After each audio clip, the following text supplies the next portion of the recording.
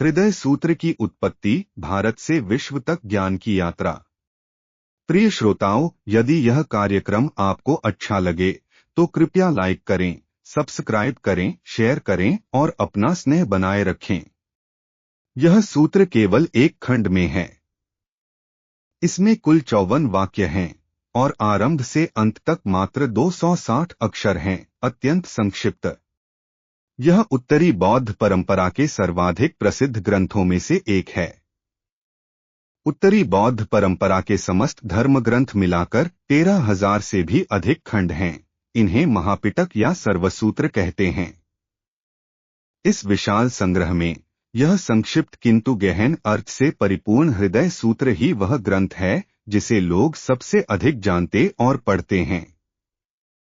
आज जो हृदय सूत्र सर्वाधिक प्रचलित है, उसके दो प्रमुख अनुवाद हैं। पहले अनुवादक थे भगवान बुद्ध के महापरिनिर्वाण के लगभग 700-800 वर्ष बाद 4वीं शताब्दी ईस्वी में जन्मे भारत के महान आचार्य कुमार जी। वे संस्कृत में पारंगत थे। बाद में वे चीन गए और अपार संस्कृत बौद्ध साहित्य का चीनी भाषा में अनुवाद किया। वे बौद्ध अनुवाद परंपरा के सबसे महान आचार्यों में गिने जाते हैं। उन्होंने तत्कालीन चीनी राजवंश के राजगुरु का पद भी प्राप्त किया। कुमारजीव का जन्म 344 ईस्वी में हुआ और 413 ईस्वी में उनका परिनिर्वाण हुआ। उनके अनुवाद का पूरा नाम है महाप्रज्ञापारमिता महाविद्या धारणी सूत्र। दूसरे और अधिक प्रसिद्ध अनुवादक थे भगवान बुद्ध के परिनिर्वाण के लगभग 1000 वर्ष बाद 7वीं शताब्दी ईस्वी में हमारी पवित्र भारत भूमि पर स्थित नालंदा महाविहार में धर्म की खोज में आए महान आचार्य ह्वेनत्सांग 602-664 ईस्वी। आचार्य ह्वेनत्सांग के अनुवाद का पूरा नाम है प्रज्ञापारमिता हृदय सूत्र। ऐतिहासिक दृष्टि से ह्वेनत्सांग का यह अनुवाद कुमारजीव के अनुवाद से अधिक लोकप्रिय हुआ। इसीलिए आज जनसाधारण में जो हृदय सूत्र सर्वाधिक प्रचलित है, वह ह्वेनत्सांग का यही अनुवाद है। यहाँ जो व्याख्या प्रस्तुत की जा रही है, वह भी इसी अनुवाद के मूल पाठ पर आधारित है, एक-एक वाक्य को आपके सामने खोलते हुए। जब कोई सच्चा गुरु अपने शिष्य को धर्म सिखाता है, तो वह ग्रंथ के मूल पाठ को एक-एक वाक्य करके समझाता है। यदि आप किसी गुरु के पास जाकर बौद्ध धर्म सीख रहे हैं, तो आपके गुरु को चाहिए कि वे बौद्ध ग्रंथ का एक-एक वाक्य आपको समझाएं। यही सच्ची, प्रामाणिक और परंपरागत शिक्षण पद्धति है। उत्तरी बौद्ध परंपरा में कुल 8 प्रमुख संप्रदाय हैं। पहला, तियानताई संप्रदाय।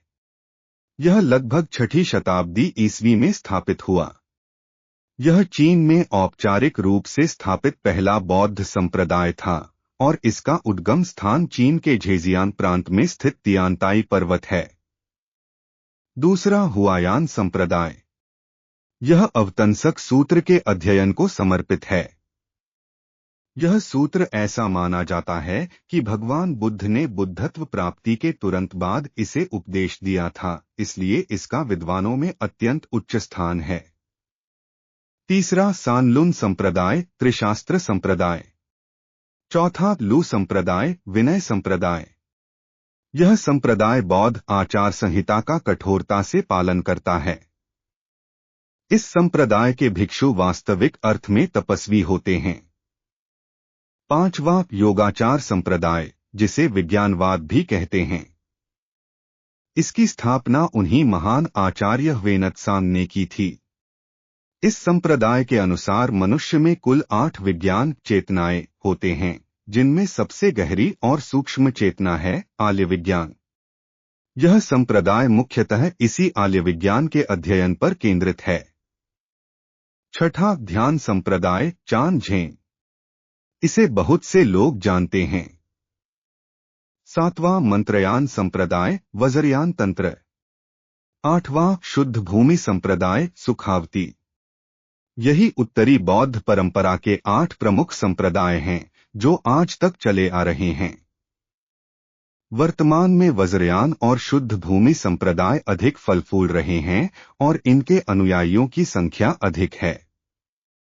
शेष 6 संप्रदाय धीरे धीरे क्षीण होते जा रहे हैं और उनका अध्ययन तथा साधना करने वाले अत्यंत कम रह गए हैं, यहाँ तक कि स्वयं आचार्य वेनत्सांग द्वारा स्थापित योगाचार संप्रदाय भी इसका अपवाद नहीं है। यहाँ इन 8 संप्रदायों का परिचय देने का कारण यह है कि आगे हृदय सूत्र की व्याख्या करते समय इन्हें बार बार संदर्भित किया जाएगा। यदि आपके पास यह पृष्ठभूमि ज्ञान नहीं है तो आगे हृदय सूत्र की विशिष्ट सामग्री सुनते समय आप उसे ठीक से समझ नहीं पाएंगे। किसी भी विषय को सीखने के लिए पहले उसके मूल स्रोत को समझना आवश्यक है, फिर उसके विकासक्रम को। मूल स्रोत का अर्थ है उस ज्ञान की पृष्ठभूमि और ऐतिहासिक विकास, और विकासक्रम का अर्थ है उस ज्ञान की वर्तमान प्रासंगिकता, उसका उपयोग कैसे करें और उसकी बुद्धि को आधुनिक जीवन में कैसे लागू करें।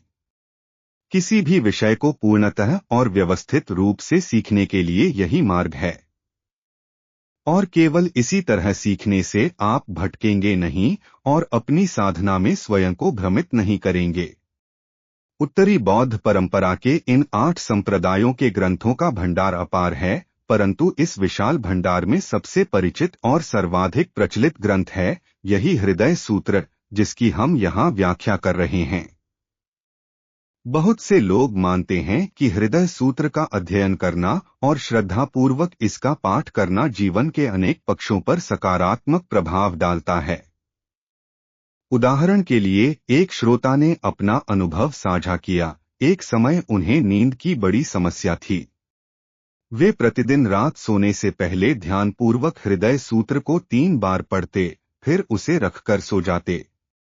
उन्होंने पाया कि नींद की गुणवत्ता में अत्यंत सुधार आया। वे सच में रात भर गहरी नींद सो पाने लगे। तब से वे सदा अपने पास हृदय सूत्र रखते हैं, जब भी समय मिलता है एक बार पाठ कर लेते हैं।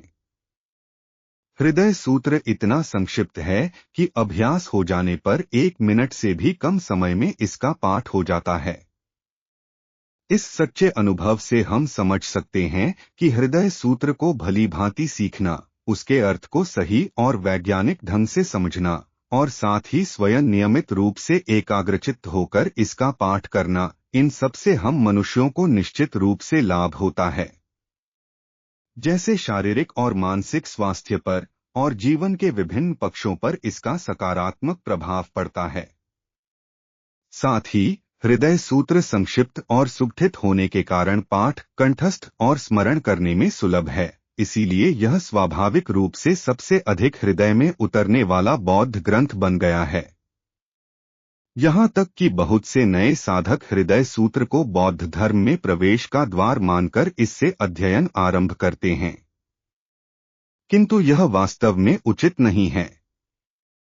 यदि आप व्यवस्थित रूप से बौद्ध धर्म सीखना चाहते हैं तो यह स्मरण रखें, बौद्ध धर्म में प्रवेश का प्रामाणिक ग्रंथ है क्षितिगर्भ सूत्र।